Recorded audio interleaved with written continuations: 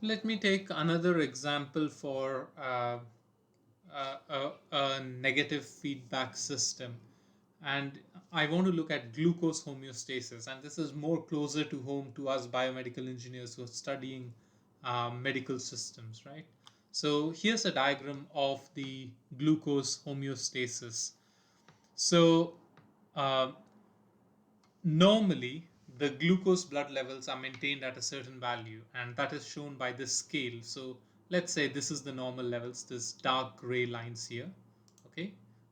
Uh, so, let me just switch on the pointer. So, this is the normal levels.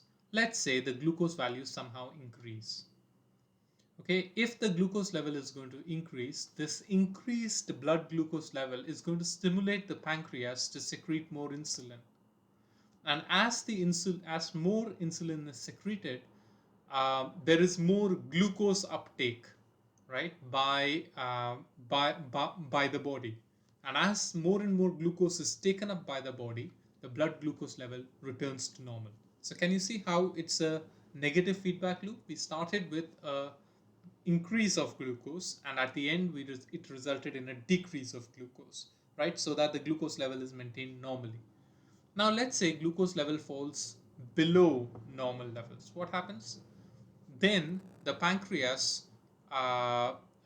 releases glucagon, which uh, which stimulates, let's say, the liver to produce more glucose and increase the amount of blood glucose in the blood. Sorry, glucose levels in the blood, so that the glucose level again becomes normal. So either way the blood glucose goes, either it increases or it decreases, the blood glucose level tries to come back to its normal value. So this is a negative feedback system.